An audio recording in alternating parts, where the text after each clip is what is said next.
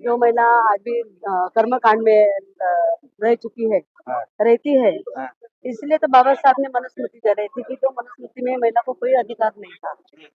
जब तक महिला बाबा साहब के विचार पढ़ेंगी नहीं, आत्मसात करेंगी नहीं, हाँ, और वो जो धार्मिक विधि के बारे में लगेंगी, हाँ। तो उनका विकास कभी बाबा होगा। साहब का पुतला फूकने से बाबा साहब के विचार कभी मर नहीं सकते। बाबा साहब ने बोला था कि मैं मरने के बाद में भी बहुत डेंजर रह सकता हूँ। हजारों सालों से दलितों को गुलाम कर लिया, उस गुलामी से बाहर निकलना चाहिए। कहीं ऐसा ना हो जाए। वो किताब है जो समझो शूद्रों को कभी अपना फ्रीडम नहीं देता है, स्वतंत्र नहीं देता है। इसलिए बाबा साहब ने मनुस्मृति में जितना ये था कि ये किताब हमारे लिए अच्छा नहीं है, हमारे लिए संविधान अच्छा है, इसलिए बाबा साहब ने वो किताब जला के। जय भीम। मैं मेवालाल और आप देख रहे हैं बहुजन समय। साथियों, आज पूरे देश से जो बाबा साहब का आइडियोलॉजी है उस पर एक चर्चा हुआ है कॉन्स्टिट्यूशन क्लब में। तो हमारे साथ महाराष्ट्र से आए हुए हैं। इनसे समझो कि आज जो मैसेज गया पूरे देश में, उस मैसेज को कैसे देखते हैं। सर, आपका परिचय सर। मैं प्राध्यापक अंकुश वाकड़े हूँ, महाराष्ट्र नागपुर के समीप। तो मेरे साथ में मेरी बड़ी बड़ी दीदी है प्रमोदिनी ताई रामटेके। हम लोग यहाँ पे संविधान की इस पर राष्ट्रीय विमर्श के लिए परिषद में आए थे। ये सम्मेलन बहुत अच्छा हो गया। आने वाली पीढ़ी के लिए डॉक्टर बाबा साहब अम्बेडकर का जो संविधान है, वो संविधान के तहत इस देश का हर बच्चा समझना चाहिए, हर इंसान को समझना चाहिए। इस सिलसिले में बहुत अच्छा ये कॉन्फ्रेंस रहा और 1-to-1 सिलसिला रहा कि हर आदमी अपना जो विचार है वो घर तक पहुंचाए। सर, आपसे मैं जानना चाह रहा हूँ, आप लोग बाबा साहब का आइडियोलॉजी बढ़ाने के लिए यहाँ विचार विमर्श किए, लेकिन आज तो पूरे देश में बाबा साहब को जिस तरह से पुतला फूका जा रहा, जलाया जा रहा, उनको जो डेमोलिश किया जा रहा, उनका विचारधारा कैसे उसको आप ऊपर लाएंगे। ऐसा नहीं हो, उसका पुतला फूकने से बाबा साहब के विचार कभी मर नहीं सकते। बाबा साहब ने बोला था कि मैं मरने के बाद में भी बहुत डेंजर रह सकता हूँ। बोले तो बाबा साहब का जो विचार है वो कभी एंड नहीं हो सकता है। एक तरफ से मनुवादियों को ऐसा लग रहा है कि भाई बाबा साहब का पुतला फूकने से बाबा साहब की विचारधाराओं को समाप्त किया जाएगा, लेकिन ऐसा हो नहीं सकेगा। एक दिन ऐसा आएगा कि इस देश को फुले शाहू अम्बेडकरी विचारधाराओं के साथ में चलना पड़ेगा।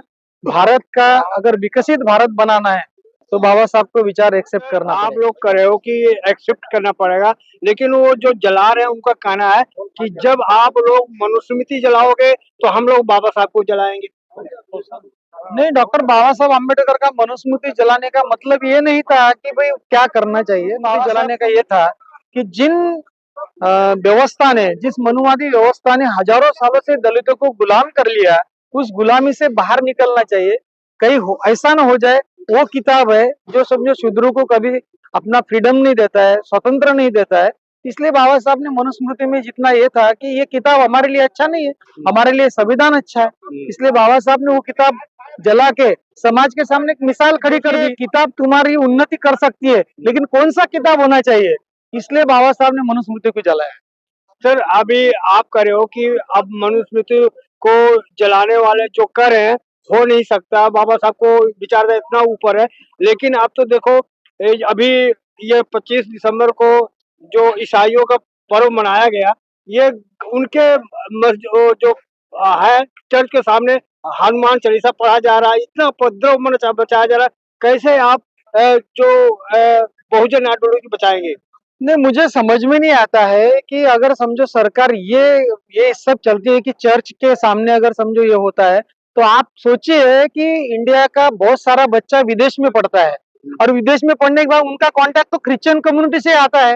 अगर लोग चाहे विदेश के कि भाई हमारे देश में तुम्हारे हिंदू लोग के बच्चे पढ़ रहे हैं, उनको अगर तकलीफ होगी तो आपको कैसा लगेगा। आप भारत के अगर हर क्रिश्चियन कम्युनिटी के चर्च के सामने ये करोगे तो तुम्हारे को तो अच्छे पढ़ने के लिए विदेशी जाना पड़ रहा है। तो इसका मतलब क्या है, ये तुम्हारा तो रवैया अच्छा नहीं है।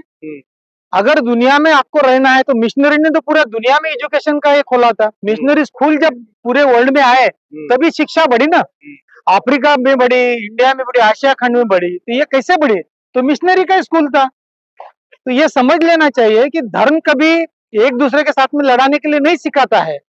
तो आप धर्म के लिए, धर्म के बात से किए क्यों करते हो। सर, मैं देख रहा हूँ मीडिया में आ रहा, बहुत से यूट्यूब पे आ रहा कि अगर हमको हिंदू धर्म को बचाना है तो उदंडता करना पड़ेगा, तब हमारा हिंदू धर्म बचे। क्या ऐसे हिंदू धर्म बचेगा? जरूरत ही नहीं है। मैं तो ये बोलता हूँ, देखिए, इस देश के प्रधानमंत्री हिंदू है, हाँ। गृह मंत्री हिंदू है, हाँ। राष्ट्रपति हिंदू है, उसके बाद में कई सारे स्टेट के सभी हिंदू है, उसमें सत्ताधारी भी, विधायक भी हिंदी, एमपी भी हिंदू है। इसका इतना होने के बाद में हिंदू राष्ट्र बनाने का मकसद ऑलरेडी तुम है, तो अनसेफ क्यों है भाई?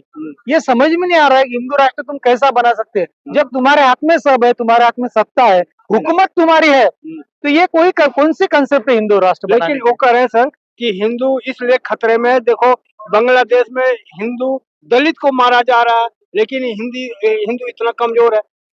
ऐसा नहीं हो सकता है। ये देखिए, बांग्लादेश में अगर समझो हिंदू को ये हो गया तो हाँ। तुम्हारे को इतना बुरा लगता है, हाँ। जब इंडिया में समझो चर्च के सामने अगर ये चलता है, हाँ। ये मसला चलता है, तो उनको बुरा लगेगा। तो वर्ल्ड की जो राजनीति है वो कैसी है, इसके हिसाब से चलना चाहिए। वर्ल्ड में तो कोई धर्म जो ऐसा नहीं है कि जो एक में के साथ में लड़ाए। जी सर, मैं आपसे जानना चाह रहा हूँ, बाबा साहब ने जो संविधान लिखा तो सभी जात, धर्म, महिला, पुरुष, अमीर, गरीब, छोटा बड़ा सबके लिए बनाया ना, लेकिन आखिर बाबा साहब से इतना जलन क्यों है कि आरक्षण पर करें कि आरक्षण खत्म कर देना चाहिए? ये जो आरक्षण वाले हैं, हमारे टैक्स से ये आरक्षण लेकर इतना फल फूल रहे हैं। ये आरक्षण लेने वाले के पास ज्ञान नहीं होता, दो कौड़ी किन के पास ज्ञान होता, तरह तरह का बयान दे रहे हैं। क्या आरक्षण के वाले लेने वाले के पास ज्ञान नहीं होता? नहीं, ज्ञान होता है। सबसे पहले एक बात ख्याल रखना चाहिए, बाबा साहब ने इस देश की राष्ट्र निर्मिति का काम किया है, और मनुवाद जो है ये नहीं चाहता, इस व्यवस्था ये नहीं चाहती है कि बाबा साहब का राष्ट्र निर्मिति का ख्वाब जो है, सपना जो है पूरा नहीं होने जाएगा। इसीलिए इनका कहना ऐसा है कि धर्म के तौर पर अगर राजनीति करोगे तो ये राजनीति का उनका परिपाट है, लेकिन हमारा धर्म के राजनीति से कोई लेन देन नहीं। हमारा संविधान की राजनीति होना चाहिए। संविधान से आने वाला हर इंसान खुश रहना चाहिए, उनका डेवलपमेंट होना चाहिए। सर, जिस तरह से जात पात की विदाई कर रहे हैं कि जात पात खत्म होना चाहिए, लेकिन जब शादी ब्याह की बात होती है, रोड की बेटी की बात होती है, तो हम मुंह बंद हो जाता है। तो क्या इसी तरह जाति पात खत्म होगा कि और नारे से जात पात खत्म होगा? बाबा साहब ने तो खुलेआम बोल दिया है कि रोटी बेटी व्यवहार होने के बाद में विकसित भारत होगा, राष्ट्र निर्मिति भारत की अच्छी होगी और भारत उसी विकास के ओर बढ़ेगा जिस दिन रोटी बेटी व्यवहार चलेगा। लेकिन इस पर तो FIR दर्ज हो रहा है। अभी संतोष वर्मा ने एक बयान दिया कि ये अगर सवर्ण के लड़कियां हमारे लड़के के साथ रिश्ता बनता है तो ये जात पात खत्म होगा, लेकिन वो करे ब्राह्मण की बेटियों का अपमान हो रहा है। देखिए, उन्होंने तो महात्मा ज्योतिबा फुले का आदर्श लेना चाहिए कि महात्मा ज्योतिबा फुले ने जो अडॉप्ट किया था बच्चा यशवंत, वो ब्राह्मण जाति का था। डॉक्टर बाबा साहब अम्बेडकर की जो मिसेस थी वो ब्राह्मण ही थी। तो बाबा साहब की विचारधारा, फुले की विचारधारा, शाहू की विचारधारा, पेरियर की विचारधारा एक में से कभी अलग नहीं हो सकती है।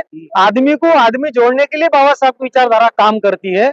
तो इन लोगों ने समझना चाहिए कि वैसा नहीं है। अगर एक इंसान दूसरे इंसान से द्वेष करता है, मत्सर करता है, राग करता है, गुस्सा कर लेता है, तो वो ब्राह्मण की राजनीति हो सकती है। अच्छा, महिलाओं के बारे में क्या कहेंगे?